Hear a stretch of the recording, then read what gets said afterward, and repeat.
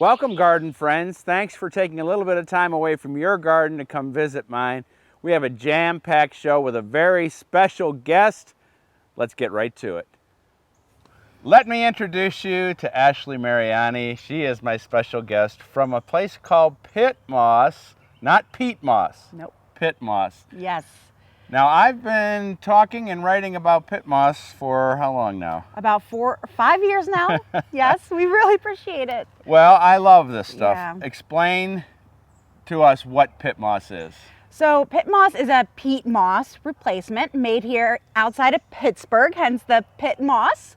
And we make it from recycled paper. So instead of using peat, which is mined from these wetlands, mostly in Canada, and then we dig it up and we bring it here, we mix it with stuff, and then we sell it as potting soil or we grow our plants in it. Our founder thought, why don't we use a alternative using paper? So we make all of our soils and amendments from recycled paper and cardboard, which is completely organic, and it's just a wonderful growing media that really performs really well, holds water a lot better, so great for all your container gardening. So yeah, it's a peat moss replacement made here in Pittsburgh. So let me tell you a little story. Yes. As always, I was writing about using my PittMoss for my containers, and somebody from another country didn't understand what I was saying and started to lecture me about how peat moss is not sustainable. And I said, this isn't peat moss, this is PittMoss, and Pitt being Pittsburgh. And it's actually organic, right? A newsprint or whatever else you can use. Yeah. Tell me the different things that you can use to make it. So we use a wide range of what we call feedstock, and it goes through a rigorous process. Most people are concerned with the inks. They think that like there was lead ink way back in the day when they used to make newsprint. All of that was phased out in the 70s and 80s, and it's all soy-based ink. So your typical, New York Times or Pittsburgh Post-Gazette, that's going to be on a actual or completely organic soy-based ink. So we use some of that. We use a lot of cardboard. There's also just a lot of paper out there. You don't realize it's lignin cellulosic fiber.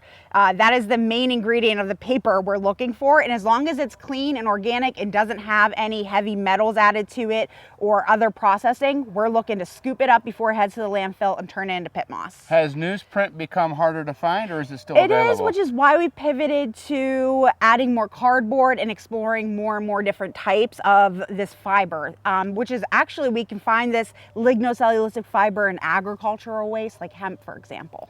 So we're going to plant containers today, and one of the reasons that I love PittMoss for my containers is that it uses less water. Yes. How does that work?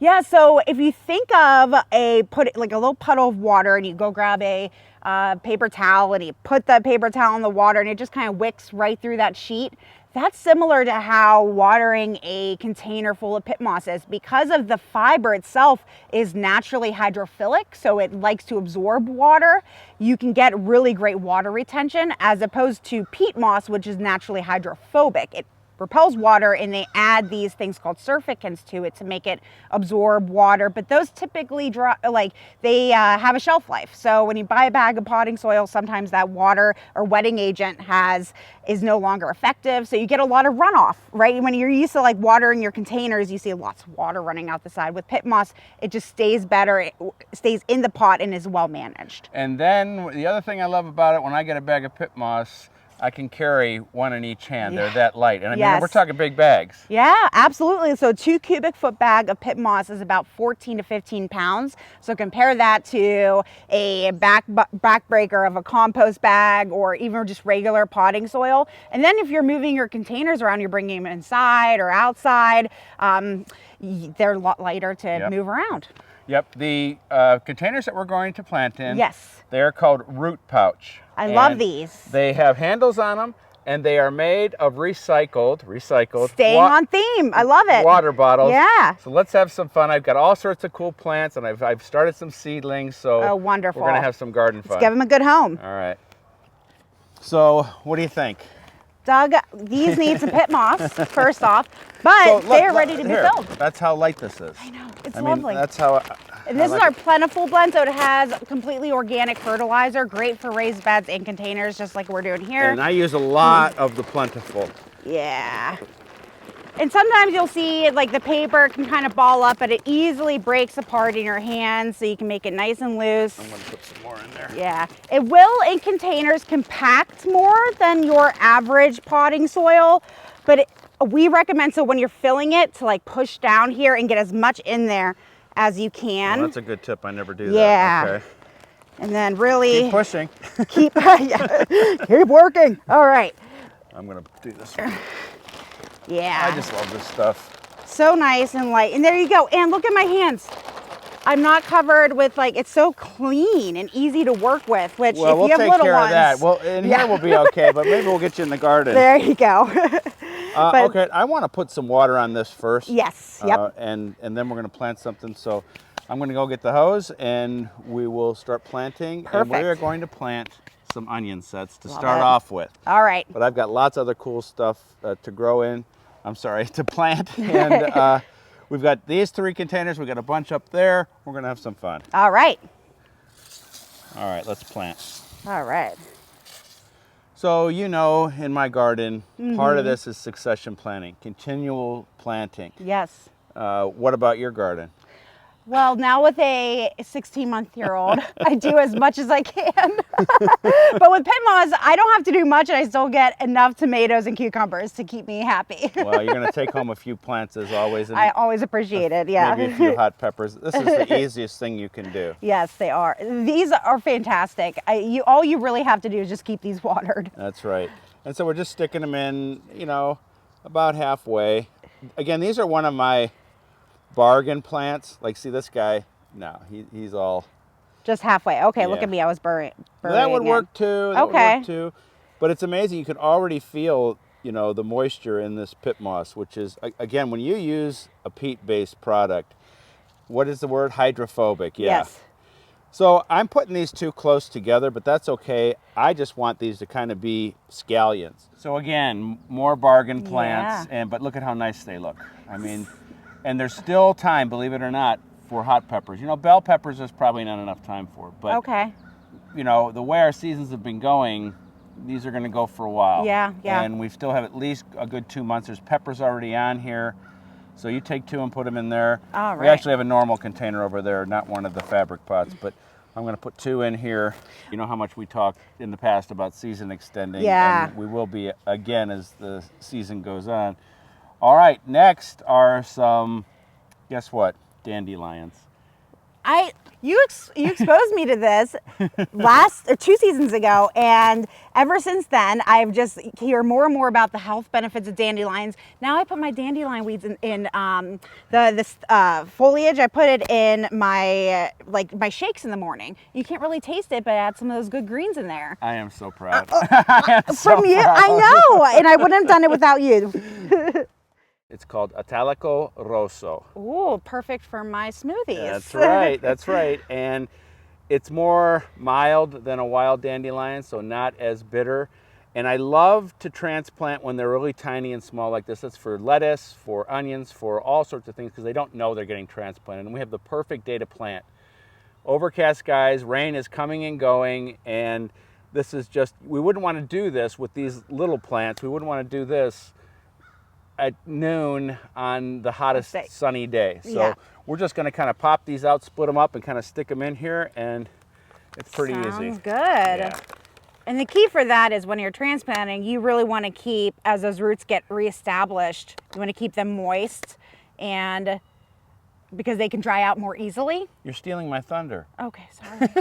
Well, you know, working with you the past 2 years, Doug, I've picked up a few things, you know? I like that. I just, you know, whenever I expected a different reaction out of the dandelion, but I realized that, oh my gosh, that's right, we've already talked about dandelions, so that's so yeah, cool. you already got me hooked.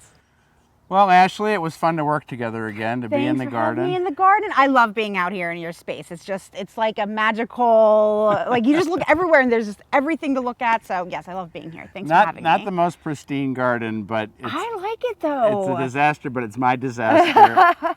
What's the best way for people to get PittMoss? So you can always visit our website, pittmoss.com. We sell on there. We sell on Amazon.com, but we also have a store locator page. So you can go and check out, put in your zip code, code and see all the different independent garden centers that we sell at as well. All right, let's go pick some peppers. Let's do it. Now it's time for Talking Trees from the Davey Tree Expert Company.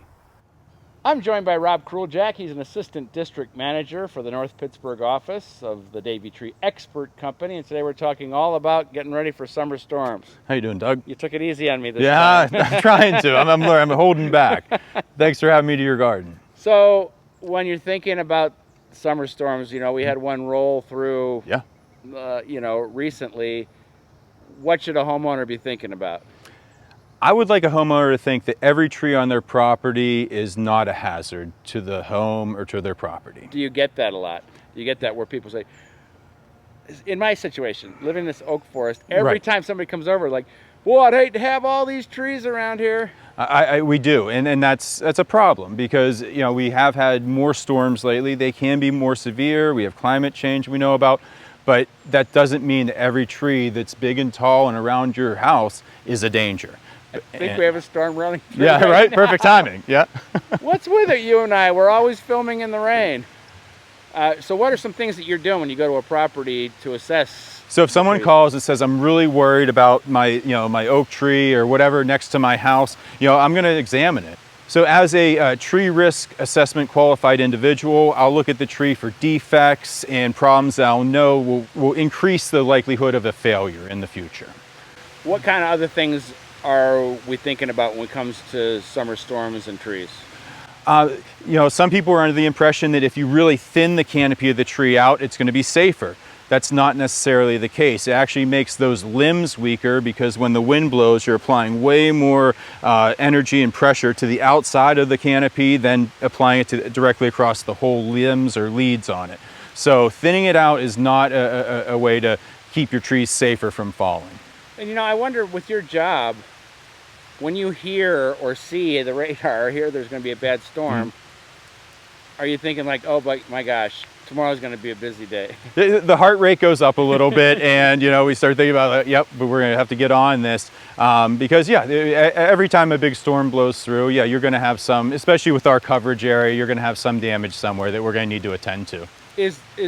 Should we be looking at like our roots, thinking that the wind's going to blow a tree over? Or? Yep, so I'll be looking at the base of the tree for any like root rotting fungus signs. I'll be looking up in the top of the tree for decline, telling me, well, if the tree's dying back from the top down, there's a problem with that root system or internally with decay that will weaken that tree. Let's first talk about when a tree doesn't have enough rain. Then we'll talk about when it has plenty of rain. Yeah. So what are the stress factors when we have, in the middle of summer, we have a dry spell? A dry spell in the summer, it'll add stress to a tree that will often let other insects, diseases, or problems take advantage of. A lot of trees don't die just from one thing. It's a bunch of compounding factors that lead up to tree mortality. And then how about if it rains all the time? If the tree is sitting in a shallow or in a hollow where it's going to collect water, too much water is just as bad as not enough. I think it's the second time we filmed together where we started and then it started raining. What else should we know when it comes to summer storms? What else should we be thinking about? Is there anything else? No, have an ISA certified arborist from Davey or come out and take a good qualified look at your trees. It's really easy for a company to come out and say, oh yeah, that tree's big and close to your house, it needs to be removed. That's a lot of times not the case. I want to touch on that since you brought it up because I get so many calls from people and I tell them you must have an ISA certified arborist because you're more, to me, like a scientist. Look, you're not trying to sell things, and I've seen so many times where people won't choose an ISA certified arborist and the guy just wants to make money. Exactly. He comes in and he cuts trees. That's not what you guys do, right? No, we have a code of ethics that we follow that prevents us from saying, just doing something to make the money on it. We're an honest opinion. It's factual. It's based on science, and that's it. There's no other influences involved. I think it's stopping. Yeah. And we're stopping. Great. Thanks for having me, Doug. Thanks as always. Yep. We'll see you later. All righty. don't forget to like, comment, and subscribe. That's just how the YouTube analytics work, and I sure appreciate it. Now, until next week, keep planting, and we'll see you then.